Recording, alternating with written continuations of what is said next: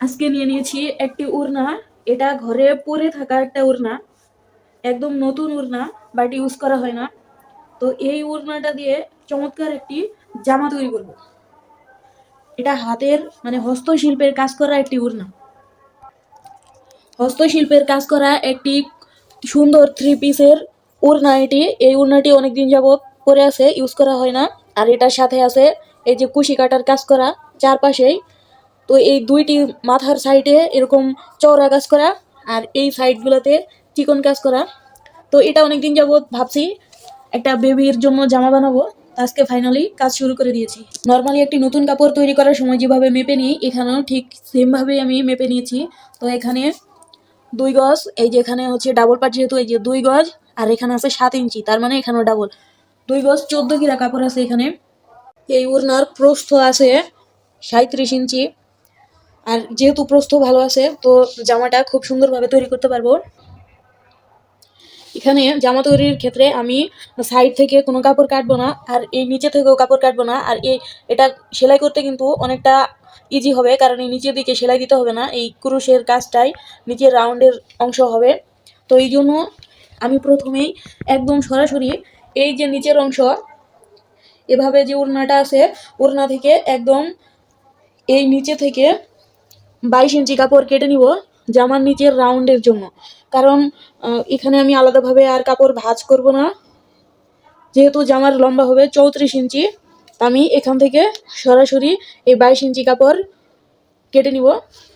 তারপরে উপরে যে যতটুকু থাকবে একদম নিচ থেকে, এখানে কিন্তু ডাবল পার্ট আছে, একদম নিচ থেকে 22 ইঞ্চি কাপড় কেটে নিব। তারপর উপরের যে অংশ থাকবে সেখান থেকে হাতা, গলা, বডি সব কাপড় কাটবো।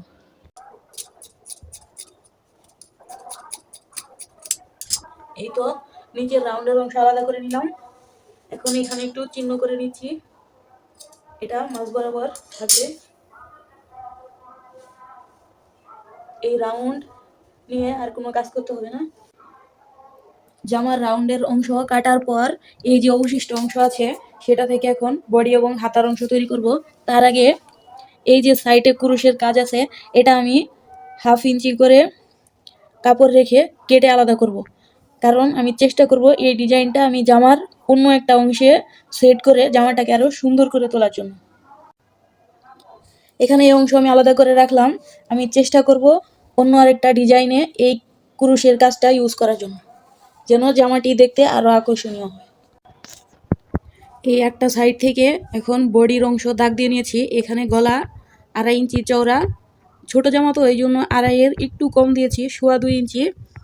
এখানে রেখেছি 7। গলার এই চওড়া রেখেছি 2.25 ইঞ্চি। এই কাঁধের অংশ নিয়েছি 6। 6 থেকে এই নিচের দিকে আবারও 6 নামিয়েছি। আর বডির যেহেতু 12 ইঞ্চি লম্বা হবে, এই জন্য 13 ইঞ্চি নিয়েছি। আর বডি হচ্ছে 14 ইঞ্চি, এই যে 7, আর এখানে 13। আর এই মহলের মাপ নিয়েছি 6। এখন এই দাগ অনুযায়ী কেটে নিব, আর এই গলার অংশটা পরে কাটবো। প্রথমে এই জামার রাউন্ডের কাপড় কেটে নিয়েছি, এরপর কেটে নিয়েছি বডির সামনের পার্ট, পেছন পার্ট দুইটি কাটা হয়ে গেছে। সামনের পার্টের গলা একটু বড় রেখেছি তুলনামূলকভাবে, আর পেছন পার্টের গলা একটু ছোট। আর এই গলার কাপড় দুইটাও এখানে আছে। আর এদিকে হাতাও ছোট্ট করে, মানে ছোট্ট জামা তো 3/4 হাতা কেটে নিয়েছি। আর অবশিষ্ট এই কাপড়টুকু আছে, মানে একটা ওড়নার টোটাল কাপড় থেকে বডি, হাতা এবং রাউন্ডের অংশ কেটে নিয়েছি। আর এতটুকু আছে, এইটুকু থেকে গলার একটা কলারের ডিজাইন করব। অবশিষ্ট কাপড় থেকে এই যে মাঝখানের যে অংশটি ছিল সেটা এভাবে ভাঁজ করে নিয়েছি। এখানে চওড়া আছে 16.5 ইঞ্চি।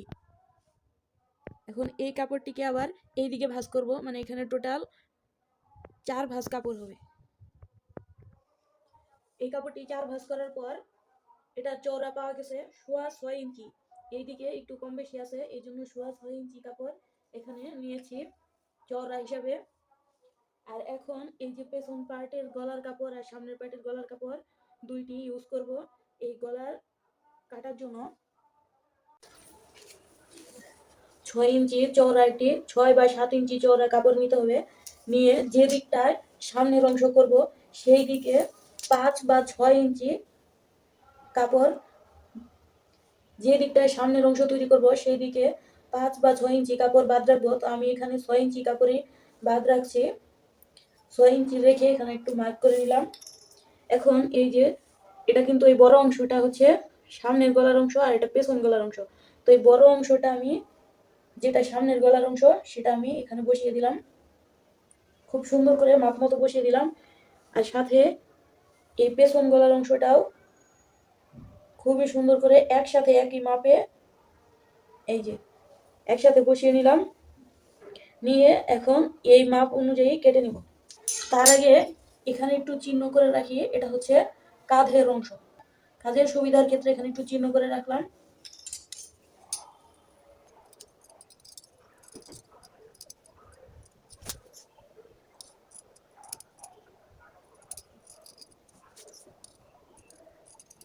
এই তো হয়ে গেল।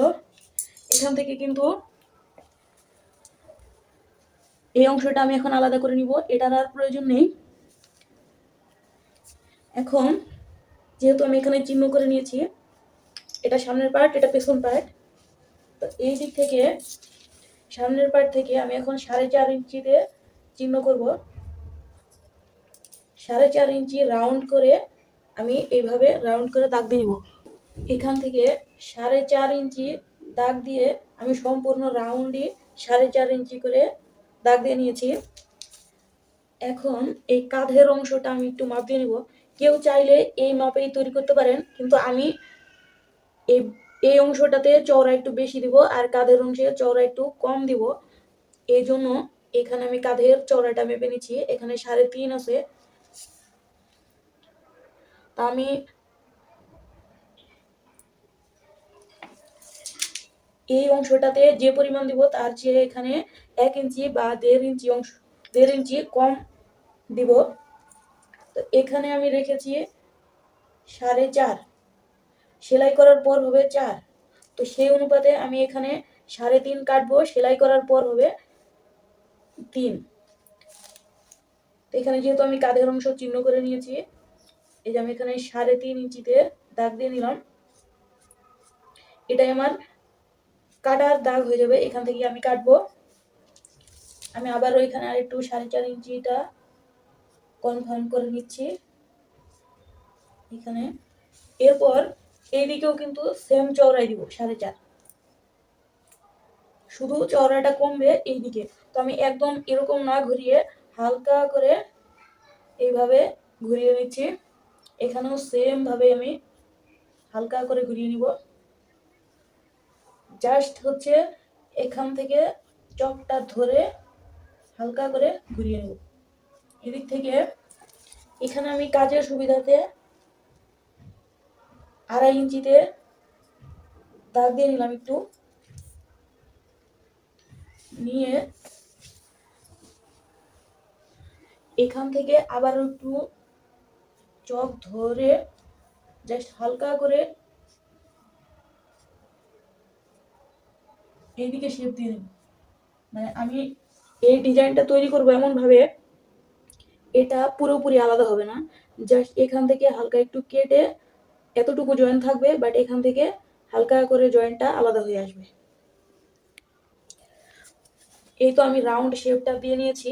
আর এইদিকে হবে, এই যে আমি দেখাচ্ছি, এখানে কিন্তু 4.5 ইঞ্চি মানে 4 ইঞ্চি থাকবে সেলাই করার পর। 4 ইঞ্চি থাকবে। এই জন্য আমি এদিকে একটু বাড়তি দাগ দিয়ে নিলাম। এখানেও সেম 4.5 ইঞ্চি, কিন্তু এটা হচ্ছে এরকম রাউন্ড শেপ হবে, আর এটা হবে এরকম একটু বাঁকা, যেন একটা পার্ট আরেকটা পার্টের উপরে উঠে না যায়। এই জন্য আমি এখান থেকে 1 ইঞ্চিতে দাগ দিয়ে নিলাম। জাস্ট এইভাবে একটু বাঁকা করে কেটে নিব।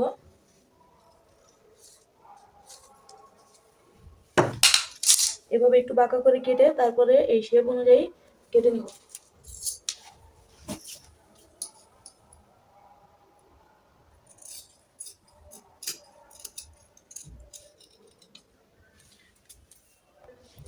এই তো এখানে চারপাশের অংশটা কেটে নিয়েছি। এটা দিয়ে পরবর্তীতে গলার পাইপিং কাটতে হবে। এখান থেকে এখানেও চিহ্ন করে নিয়েছি, এখানেও এখন চিহ্ন করে নিচ্ছি। পরবর্তীতে এটা সেট করার সময় সুবিধা হবে। আর এই যে লেসটা রেখেছিলাম, এটা এইভাবে এই ভেতর দিয়ে আমি সেট করে দিব। তো এটা পরবর্তীতে শেয়ার করব। তো যাই হোক, এখানে এখন এটার কাজ মোটামুটি শেষ। এই তো এইভাবে আগে জয়েন্ট দিয়ে দিব।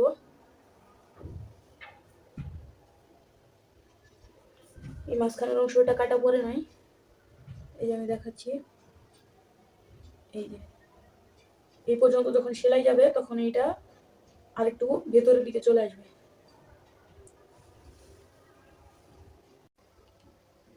জামার সবগুলো অংশ কাটার পর এখন অবশিষ্ট রয়েছে শুধুমাত্র এই টুকরা কাপড়টুকু। একটা ওড়না, 2.25 গজের একটা ওড়না থেকে 34 ইঞ্চি একটি জামা বানাতে গিয়ে সবটুকু কাপড় শেষ। এই যে এখানে শুধু একটু কাপড় আছে, এটা দিয়ে গলার এই পাইপিনের কাপড় তৈরি করব, আর একটু কাপড় রয়ে যাবে। ফাইনালি জামার কলার সেট করে নিয়েছি। এই তো এই প্রথমবারের মতো আমি এই ডিজাইনটা করলাম। প্রথমবার হিসেবে মাশাআল্লাহ অনেক সুন্দর হয়েছে।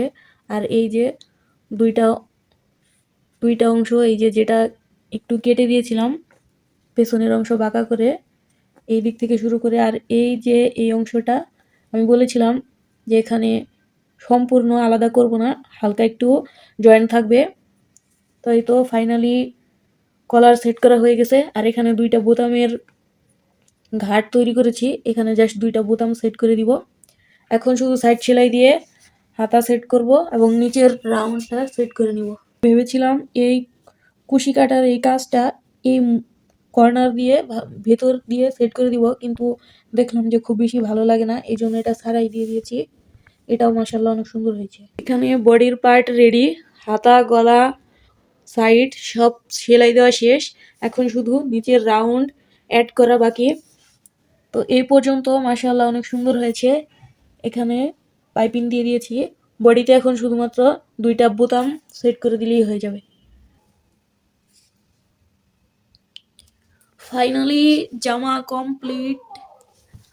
এই ডিজাইনটা আমি এই প্রথমবারের মতো করলাম, তারপরেও মাশাআল্লাহ অনেক সুন্দর হয়েছে, মাশাআল্লাহ অনেক সুন্দর হয়েছে। আর এই যে যে চওড়া লেসটা ছিল কুশি কাটার কাজ, সেটা তো নিচের দিকে রেখেছি, আর যেটা একদম চিকন ছিল সেইটা এই পাশেরটা আমি আর ভেতরের দিকে না দিয়ে বাহির দিকে দিয়ে এদিকে একটু চাপ সেলাই দিয়ে দিয়েছি। এটাও সুন্দর লাগছে। দুই পাশে এরকম হয়েছে, যেহেতু ওড়নার দুই সাইডে এরকম চিকন করে কুশি কাটার কাজ ছিল, তা আমি এটা আর কেটে ফেলে দিইনি। আর এই চিকন অংশটা এদিক দিয়ে দিতে চাইছিলাম, কিন্তু সেটা আর দিইনি, এমনিতেই ভালো লাগছে। মাশাআল্লাহ অনেক সুন্দর হয়েছে জামা। এই তো ফাইনালি কমপ্লিট। আর এই হচ্ছে ব্যাক পার্ট। ব্যাক পার্টের এই অংশটাও সুন্দর হয়েছে। আর পেছনের দিকে আমি হচ্ছে এই দুইটা বোতাম সেট করেছি। চেন দিতে চেয়েছিলাম, কিন্তু এই জামার সাথে আমার কাছে মনে হয়েছে যে বোতাম দিলেই সুন্দর লাগবে, এতটুকু পর্যন্ত ফাড়া থাকবে। চেন দিলেও ভালো লাগতো, কিন্তু আমার কাছে এই ডিজাইন দিতে ইচ্ছা করছে তাই দিয়ে দিলাম। পেছন সাইডেও কিন্তু এরকম কুশি কাটার কাজ পড়েছে। আর এই সাইডটা তো বললামই, এটাও খারাপ লাগছে না। এই ডিজাইনটা ফেলে না দিয়ে ইউনিক একটা ডিজাইন তৈরি করে ফেলেছি।